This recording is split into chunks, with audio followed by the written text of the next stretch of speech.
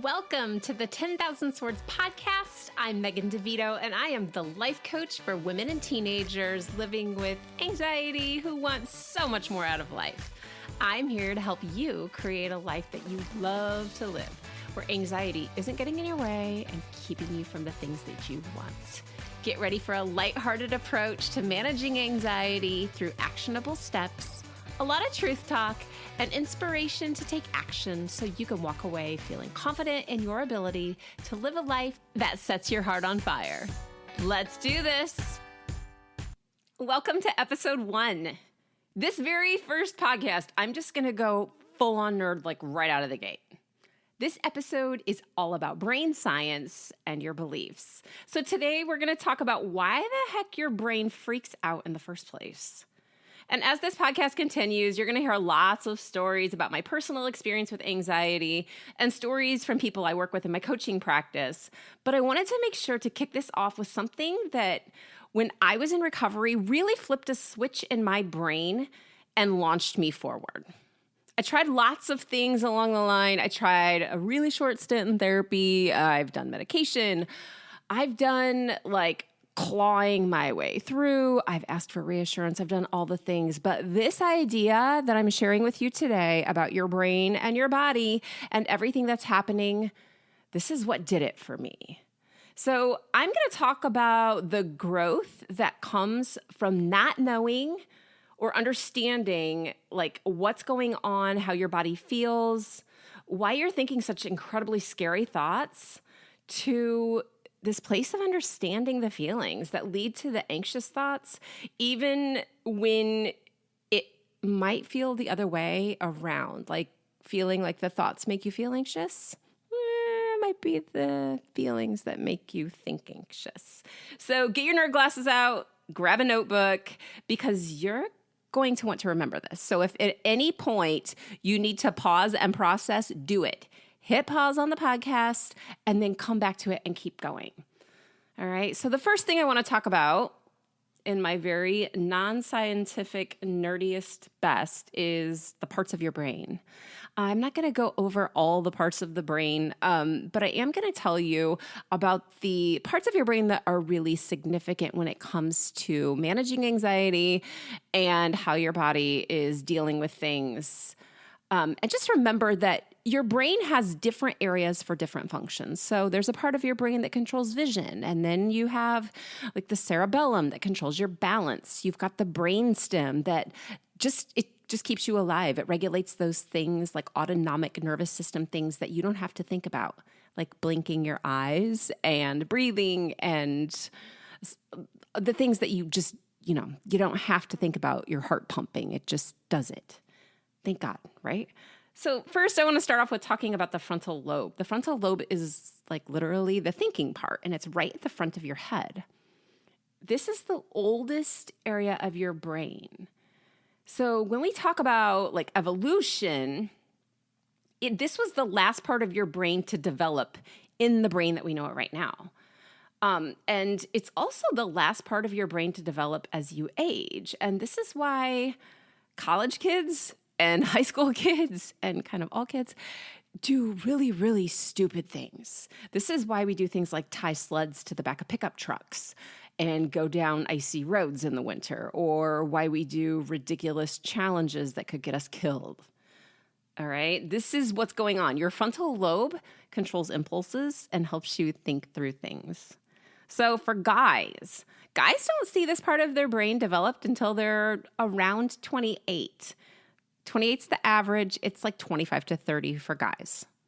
Ladies, it's usually around 23 for us, somewhere between 21 and 25. So girls' brains happen to mature, or their frontal lobe develops faster.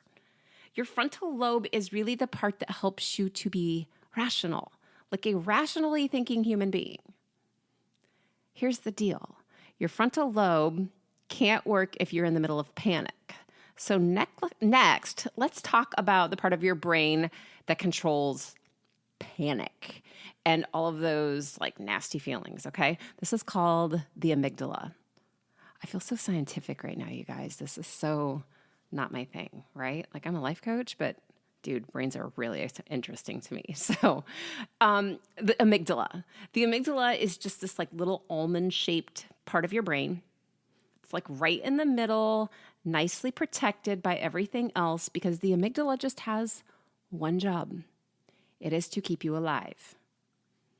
Okay, it's right above your brainstem. The only thing it has to do is to constantly scan your brain for threats and react. That is it. There's no more. It doesn't think. It doesn't say, oh, well, that's not real. Actually, it does the exact opposite. It is super fast.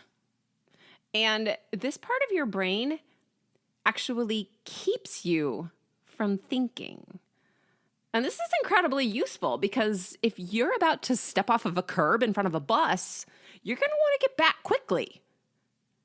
So this part of your brain goes, boom, hit me with some adrenaline. And as soon as it does that, your body gets flooded with adrenaline and you can hop back. This is how people are able to pull, like lift up a car and things like that. Okay? This is a gray area of your brain. Except for when it's not, right? So I like to call this area of the brain the caveman, and here's why. So from here on out, just remember, when I say caveman, I mean this like lizard brain, this part called the amygdala, all right? Inside your brain, I want you to play pretend with me for a minute, okay? Let's put on our like little kid persona. And if you are a parent, you might already know this movie, or maybe you just really like animation, which is cool too. Have you ever seen the movie The Croods? Think about this, okay? I've got kids, so I've seen the movie, and I just want you to imagine the dad in The Croods is living in your brain because that's really what your amygdala is like.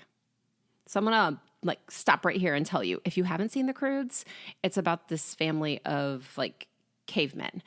And there's like a mom and a dad and an older sister and a baby, possibly another sibling in there, and maybe a grandma. And the dad is the amygdala. And what I mean by that is the dad in the movie is always grabbing everybody and throwing them back in the cave. If they go close to the cliff, he throws them back in the cave. If they get close to the fire, he throws them back to the cave. If he sees anything that he perceives as dangerous, the sun, the saber-toothed tiger, the little teeny tiny lizard, whatever it is, get in the cave or we're all going to die. That is the amygdala. And so all of these things are happening just like in the movie inside your brain. And so the dad in The Croods, he doesn't understand any of it. He just knows what he's supposed to do to keep everyone safe and alive.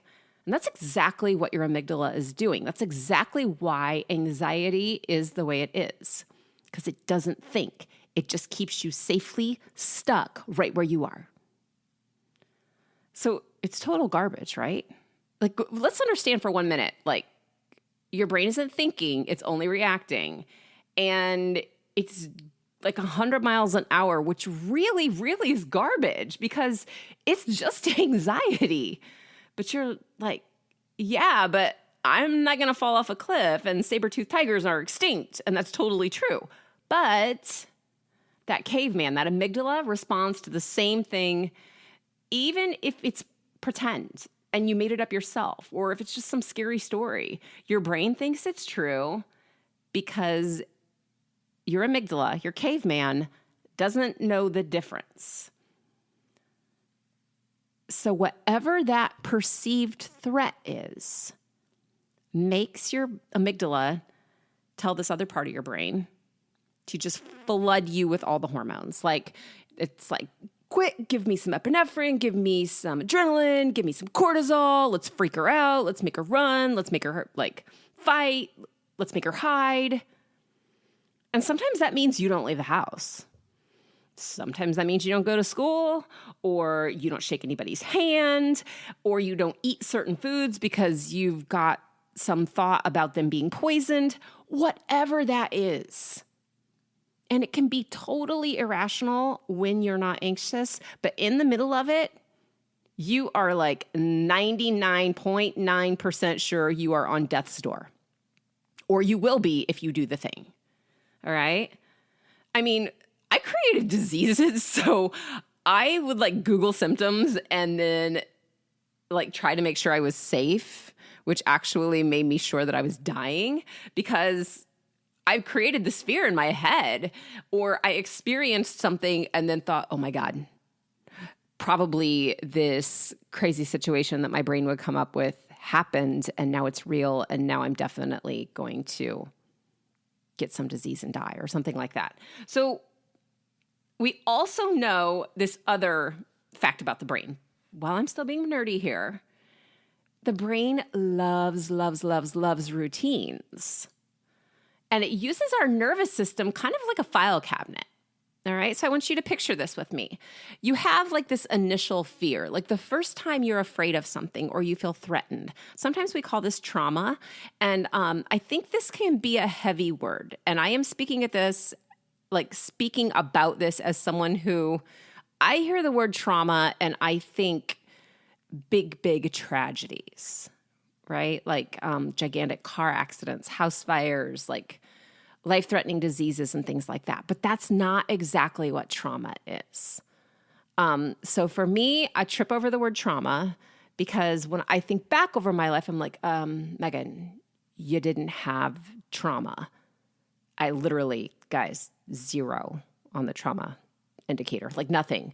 Like I'm 47. My parents live like not very far from me. They're still married. And like my grandma was 99 when she died. Like I didn't have trauma, but I damn sure had ridiculous amounts of anxiety. So somewhere along the line, my little self saw something that she must have perceived, now I'm speaking to myself in third person, as a threat. And what happened was my brain felt scared, or my body felt scared, and my brain said, remember this. The next time this happens, we're going to know exactly what to do. So I would react. So what happens is your brain really loves this routine. And when you're anxious over and over again about the same thing, or when you've experienced panic or anxiety in the past, your brain and your body know exactly what to do to keep you alive. So you react often in the same way that you always do, repeating the same old patterns of responses. All right, I'm gonna explain this with an example. I live in Indiana, which means in the winter it snows, or it used to snow when the climate was different. So when you're sledding and you start at the top of the hill and nobody's been out, it's like fresh snow, and you put your sled down, you don't go very far. You might go like 5 or 10 feet, not very far, okay? Because there's not a path there. So you go again on the same path and you just keep squishing the snow down to make the trail. And by the time you get going, you can fly down the hill and go really far. Your brain is just like that. It's going to stay on the same path. And the more times you do it, the faster it goes down the hill and the further it will go. So what I do as a coach is I help you make a different path. This is called neuroplasticity. It's like super nerdy stuff, okay? So this is like super nerdy. You guys, I totally like get geeked out about this stuff. So imagine your brain like reaching out and finding other things that it understands and is familiar with so that it can be buddies with the other parts. We create new paths and new buddies for your brain so that it has a different way to react. All right. So what I teach in coaching is how to really identify that very first feeling of your anxiety, like when you're anxious, so we can start making a new sledding path. Make sense? So another way for you to think about what's going on inside your brain and inside your body, like when that alarm goes off, is burnt toast. If you think about you're at your house and you're making toast and the smoke alarm goes off, and the toast is like charred black, and the toaster caused the smoke alarm to go off. It wasn't a house fire. It was just burnt toast. But the alarm goes off either way. Do you understand what I'm saying there? It doesn't matter that there was nothing wrong. The alarm is still going off. That's what's happening in your brain when you feel anxious. So I hear a lot of the same things from people who really struggle with anxiety. And one of the things Well, two of the things I've heard are, one, I was born this way. I can't help it. You know what? My mom was anxious. My grandma was anxious. Everybody in my family is anxious. So that's just who I am. And the other one is I've tried everything and it doesn't matter. It's just not going to go away. Both of those things are not true. So is it possible that you are wired to be anxious? Maybe. I mean, you've got an amygdala, so you've got a caveman, right? Or really maybe not, because the studies have shown that only about 30 to 40% of anxiety is predisposition or genetic. So you might have a gene for anxiety. That could totally be true. Your mom might have had anxiety. Your grandma might have had anxiety, or your dad, or your uncle, and you might have that gene. But if that gene doesn't ever get activated for you, you could be wired for worrying and never, ever experience this. Or you could have had a really traumatic event and developed it and not have the gene at all. Having that gene or not having that gene isn't the problem. And it doesn't have to be a problem, even if you are anxious. Okay? That gene is just a thing. Okay? That's just a circumstance. It doesn't mean that you're screwed.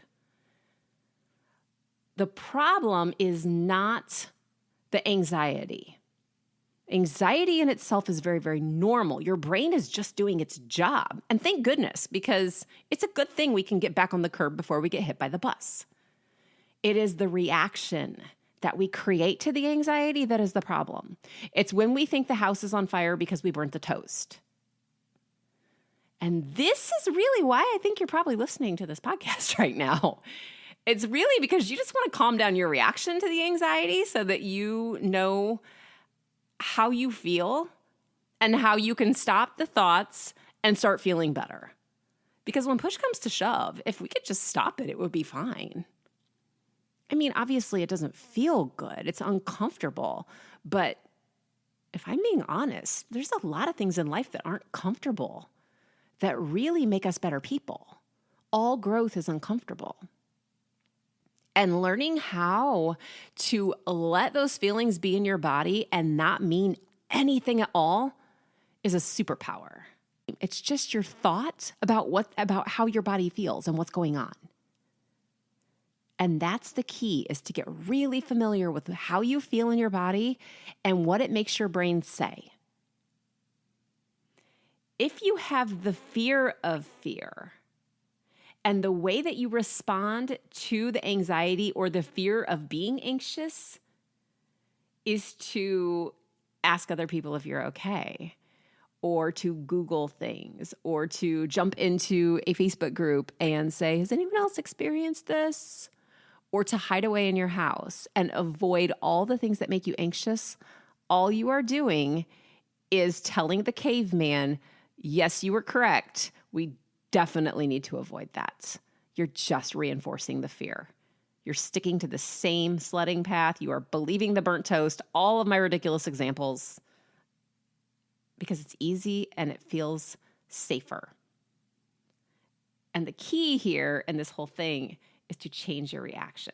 Your brain is giving you 110% of its very best work. Like it is. If you picture a green laser, like Mission Impossible, coming out of your head and scanning around you at all time, like it's trying to find the intruder, that's what's going on. Your brain has always got that like laser focus looking for anything dangerous. And when that caveman thinks that something is dangerous, even when it's made up, your body reacts with the adrenaline, the cortisol, the epinephrine, and it makes you feel anxious. It makes your heart beat fast. It makes you sweaty. It makes you not be able to think clearly. It makes your throat feel tight. It makes your stomach churn or hurt. It can make you have all kinds of digestion issues. It can make your arms and legs tingle. It can do the weirdest things you can ever imagine. And when you believe that those feelings in your body mean something, then your brain will offer up whatever it thinks is happening. And when you believe the thought, you get more of those hormones. And then when you believe the feeling, you get more of the thoughts. And it just creates a cycle. And in fact, the best thing that you can do actually is nothing, which I know is a really big ask, right? So imagine feeling your body is like pumped up to wrestle a T-Rex, or you're like going to outrun a cheetah, something insane. This is what your brain is prepping for. So my question for you that I want you to think about is, can you currently sit in those feelings without them meaning anything? Can you tolerate the discomfort in your body even when the thoughts try to back it up and do nothing? It is not easy. It's not easy. If it were, you'd already be doing it. Make no mistake, I fell into this trap for 30 years. But it is incredibly simple because you literally have to do nothing. And you can totally do it. Like, if I learned to do it, you can do it. That's why I'm here. I would not be making this podcast. I would not be coaching people who are anxious if I wasn't doing it myself. I'm not telling you I never feel anxious anymore. That would be a total lie. So this is really something that I work on with coaching clients all the time, is getting comfortable with those uncomfortable feelings and those thoughts that back it up. But for right now, I just want to take a pause because that was really heavy. I want you to understand that it's totally normal to feel anxious. It's safe, it's healthy, it is your brain doing exactly what it's supposed to do. And it's easy. It's so easy to think that something is broken or wrong and you're freaking out over how you feel and doing all these things to feel better, but you're already safe and absolutely nothing is wrong. All right? You are safe. Nothing is wrong. Okay, this week I want you to really get curious about where in your body you first notice anxiety. For me, it's in my forearms. I don't know. It just is. Like, they feel fuzzy or fizzy and heavy, kind of hot, and then my hands feel weird. That's where I notice it first. And then I notice it in my solar plexus. Pay attention to that feeling and just call it out. Like, this feeling in my forearms, it's anxiety again. Just tell your brain right away that you're on to this caveman's game, and then nothing. Let your forearms fizz or your throat feel tight or your heart beat fast or whatever, and just realize, oh, I'm anxious. And right away, you've taken a step to cut off that spiral. Now, I'm not saying it's going to stop instantly the first time you do it. No, I'm not saying that, okay? But that's the first step that you can start taking, is just getting really familiar with how your body feels. But now you have the background information to know what the heck is going on in there to make it feel that way. It's not a heart attack. It's not. It's adrenaline. Of course your heart is beating faster. You have to outrun a cheetah. You don't need to digest your lunch right now. You need to wrestle a T-Rex. That's all that's happening. For me, that was a game changer because I understood why I felt the way I felt. All right. I hope this cleared up any question about what's going on, and that you can really spend some time getting familiar with the crappiness that is how your body feels. And this week, just go to the show notes and download 10 ways to ground yourself. It's there. It's going to give you all kinds of different ways that you can center yourself, bring yourself back into the present moment and out of your head, so that you can really start processing things. And of course, if you're ready to talk about coaching, if you're like, you know what, I can't do this by myself. I've been trying for years and I haven't moved anywhere, or Megan, I don't even know where to start and it's so big and hard and I just can't. Yeah, awesome. Okay, that's why I'm here. Let's talk. You can actually go to 10,000swords.com and you can schedule a consultation. It's free. We hang out. We talk on the phone about you and everything that you feel and think and want. And we see if coaching is the right next step. Maybe it is. Maybe it's not. But there's only one way to find out. Thanks for being here. I will see you in the next episode. I hope you enjoyed this episode of the 10,000 Swords podcast. Be sure to subscribe and leave a review so others can easily find this resource as well. And of course, when you're ready to explore coaching with me, just jump over to 10,000swords.com and schedule your free consultation. See you soon.